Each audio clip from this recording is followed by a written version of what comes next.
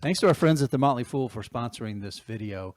Check out the link below, fool.com/the smattering, to get access to the 10 best stocks to buy right now. I am freshly back from the Berkshire Hathaway Annual Meeting, and I can tell you, Charlie Munger was kind of going after value investors in this meeting with a couple of quotes that feel like bad news if you're a value investor. Now, that might seem strange considering that most people still think of Warren Buffett as a value investor. The reality is, though, he's moved a long way from those roots of the Ben Graham style of buying companies, and he now focuses on the best businesses he can buy and just pay a fair value. I'm Jason Hall. This is The Smattering. We're going to get into it right now, and I'm going to share some quotes from Charlie with you that look like bad news for value investors, but I also want to share one from Warren Buffett that might offer a ray of hope. So bear with me here. I'm going to do a screen share, and I'm going to kick it off with the first quote from Charlie, where he really fired a shot across the bow of value investors. You see it right here. Charlie on value investing. Value investors need to get used to earning less. That's a shot across the bow. There's no doubt about that.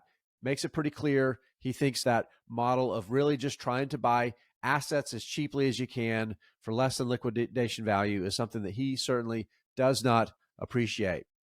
Now, the next one, I think, really gets to the heart of how he has influenced Warren Buffett the most. He pointed out this little detail about Ben Graham, again, the father of value investing. He pointed out that more than half of Graham's total returns came from one stock, Geico, a growth stock. And of course, Geico now, part of Berkshire Hathaway, that insurance business that's one of its biggest generators of two things, generating profits and also that massive float, $120, $130 billion in float, interest-free perpetual capital that goes towards buying stocks like Apple, stocks like American Express that are such a big part of the winning business, the winning investment that has been Berkshire Hathaway. All right, now I got one more quote I want to share here for you, and this one is from Buffett himself, and maybe this will give you a little bit more hope. Maybe not if you're a buy assets as cheap as you can, try to buy below liquidation value, really focused value investor, but I think this is certainly optimistic if you are an investor out there looking to grow your wealth. He said, if you're running small amounts of money, there are a lot of opportunities.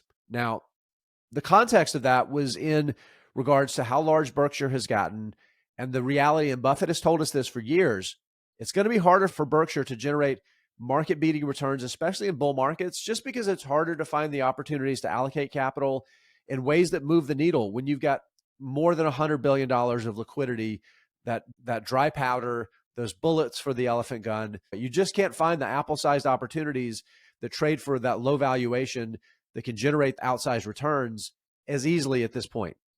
But that's not the situation most of us are in. And I think Buffett really wanted to focus on that and remind most investors out there that are dealing with smaller amounts of money, there are ample opportunities. There are ways you can create wealth. You can generate returns.